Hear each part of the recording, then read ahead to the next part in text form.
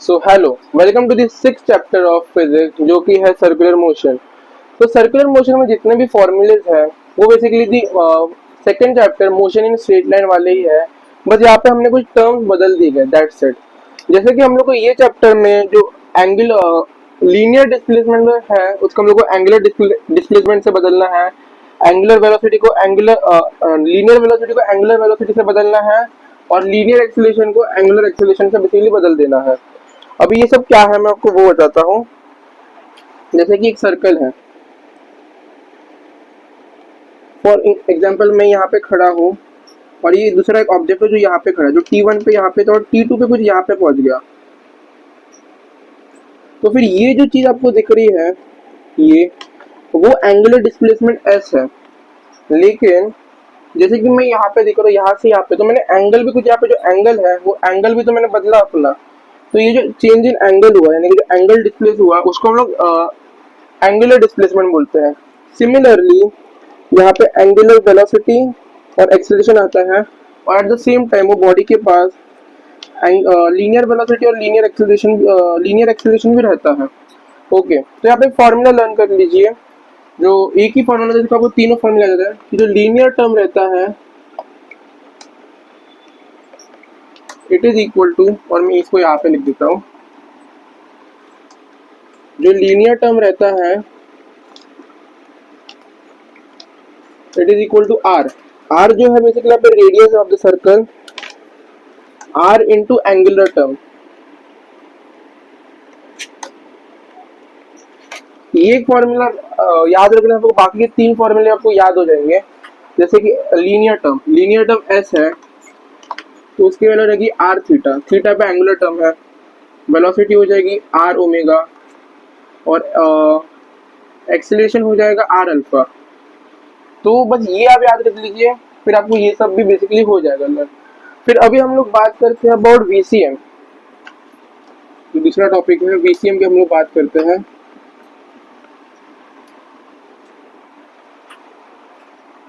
तो जैसे कि एक सर्कल है, वर्टिकल सर्कल मैंने कंसीडर किया है, इसका कुछ रेडियस आर है और लेट्स कंसीडर कि ये एक बॉल है जिसको मैं घुमा रहा हूँ। तो ये मैंने कितने स्पीड से किस किस पॉइंट पे कितने स्पीड से घुमाना चाहिए ताकि ये जो बॉल है वो कंटिन्यूसली सर्कुलर मोशन परफॉर्म करते रहे। तो जो बॉटम मोस्ट जिसको हम लोग पॉइंट बी बोलते हैं, अगर वहां से मेरे को ये करना है तो इसकी जो स्पीड होनी चाहिए velocity, it should be under root five r g. ये आप बेसिकली लर्न कर लीजिए। फिर यहाँ पे जो वेलोसिटी रहेगी at the middle point, okay, ये मिडल पॉइंट से यहाँ पे जो वेलोसिटी रहेगी वो रहेगी under root three r g. और जो टॉप मोस्ट पॉइंट से वेलोसिटी रहेगी ताकि सर्कल कंटिन्यू बनाते रह सके, मतलब ऐसा नहीं कि वो लंप हो जाए, ऐसा गिर जाए वो सर्कल, सर्कल का शेप इस तरीके से कुछ हो जाए, वो कंटिन्यू सर्कल से प्रॉपर एक बनते रहना चाहिए। तो ऊपर के साइड पे जो वेलोसिटी रहेगी वो रहेगी under root r g. Okay, तो आपको बस याद रखना है कि ऑड टर्म्स की वाइज वो बेसिकली सब हो जाएगा। यहाँ पे वन आर जी है, थ्री आर जी और फाइव आर जी, one three five odd numbers के हिसाब से चलते जा रहा है और आर जी अंडर रूट में आएगा। फिर और हम लोग बात करें तो हम लोग को यहाँ पे और एक वैल्यू निकालने में जो कि टेंशन होती है। जैसे कि थ्रेड है, मैं उसको घुमा रहा, तो यहाँ पे कुछ फोर्स आ रहा है, यहाँ पे टेंशन भी आ रहा होगा, राइट। तो टेंशन की वैल्यू कितनी रहती है, तो उसके लिए पहले हम लोग को एंगल यहाँ पे कितना बना है वो हम लोग को दिखना पड़ेगा। तो हम लोग इसको स्टैंडर्ड लाइन मानेंगे, ये जो चीज को स्टैंडर्ड लाइन मानेंगे। फिर इसके बाद ये जो लाइन है वो 0 डिग्री बना रही है, यानी कि बी वाला पॉइंट 0 डिग्री बना रहा है। इसको हम लोग सी बोल देते हैं और टी बोल देते हैं, टॉप मोस्ट पॉइंट इसको एम मिडल पॉइंट बोल देते हैं। ये वाली मिडल पॉइंट वाली लाइन 90 डिग्री बना रहा है और ये वाली जो लाइन है वो इसका 180 डिग्री बना रहा है। तो इसका बेसिकली एक ही फॉर्मूला लर्न कर लीजिए जो कि रहता है tension is equal to m b square by r minus m g cos theta. Okay, minus m g cos theta.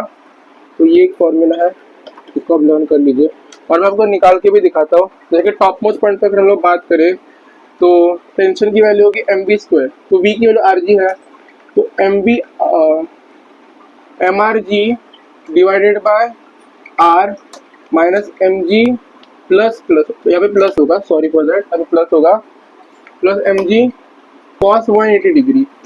तो हमको पता है कॉस 180 डिग्री की वैल्यू जो रहती है वो -1 के बराबर रहती है, तो ये कट जाएगा, तो यहाँ पे m g minus m g. तो कट कट के यहाँ पे वैल्यू 0 आ जाएगी। ये पॉइंट की अगर हम लोग बात करें तो 90 डिग्री बना रहा है यहाँ पे, cos 90 की वैल्यू 0 रहती है, तो ये T टॉप मोस्ट हो गया।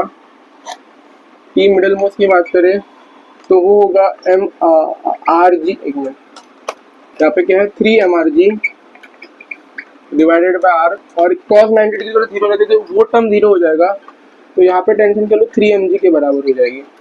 और इसी तरीके से आप इसका भी निकाल सकते हैं, और इसका आपके लिए होमवर्क है वो आप कमेंट करके बता दीजिए कमेंट सेक्शन में। तो ये चीज मैं फिर आप कर देता हूँ।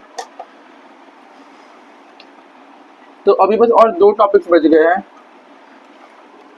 जो कि है सबसे पहले बैंकिंग ऑफ फ्रॉड। तो यहाँ पे मैं लिख देता हूँ बैंकिंग ऑफ फ्रॉड।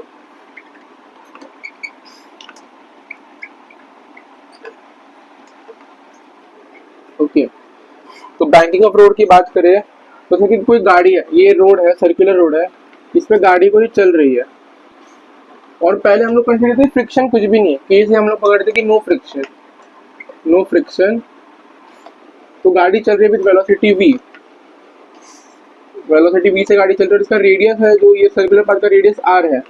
तो यहाँ पे आप याद करिए जो मोस्ट सेफेस्ट स्पीड की जो वेलोसिटी रहती है उसका जो फॉर्मूला रहता है मतलब √rg tan थीटा। ओके,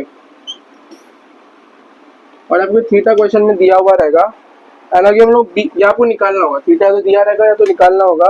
और अगर हम लोग बी की वैल्यू जहाँ पे फ्रिक्शन होगा तो वो केस में रेंज में आता है, यानी कि वेलोसिटी की जो रेंज रहती है, वेलोसिटी की जो रेंज रहेगी वो √rg tan theta minus flux से लेके √rg tan theta plus flux हो जाएगा।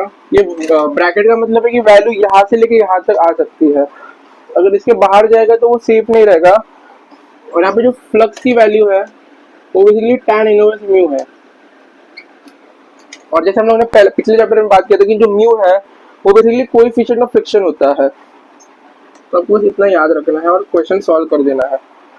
और अभी हम लोग इसमें और एक कंडीशन आता है जो कि रहता है कोनिकल पेंडुलम।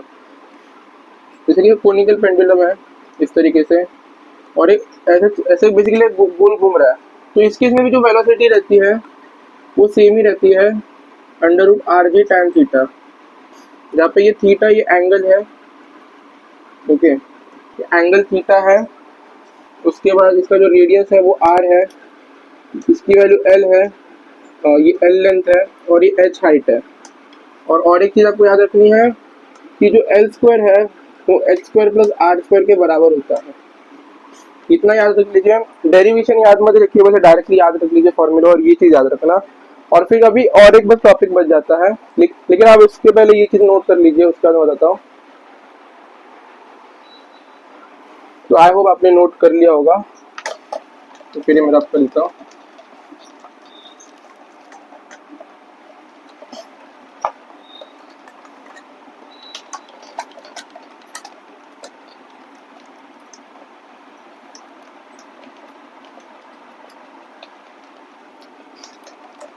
तो अभी हम लोग काफी स्टैंडर्ड सर्कल की बात करते हैं, या हम लोग बेसिकली यूसीएम के ऊपर बात करेंगे, बट उसके पहले हम लोग स्टैंडर्ड सर्कुलर मोशन की बात करते हैं।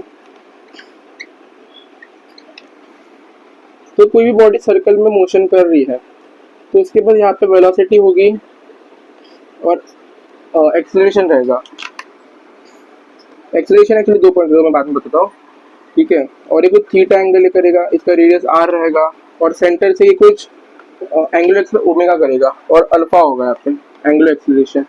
तो अब ये इसके बाद जो लीनियर एक्सेलरेशन रहता है वो 2 टाइप का रहता है, एक टेंजेंशियल एक्सेलरेशन और एक सेंट्रीपिटल एक्सेलरेशन।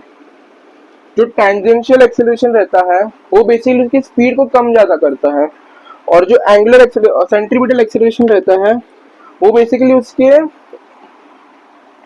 उसके स्पीड को डिटरमाइन ये उसके डायरेक्शन को चेंज करते रहता है। तो फिर आपको याद रखना है जो एक्सेलरेशन नेट है उसकी वैल्यू जो रहती है वो रहती है at² प्लस ac²। और वो ही अगर यूनिफॉर्म सर्कुलर मोशन आ जाता है तो हम लोग को पता है कि at की वैल्यू 0 हो जाती है, तो बेसिकली ac ही आता है बस। In case of UCM. Okay, और आपको और एक चीज याद रखनी है कि एक्सेलरेशन जो रहता है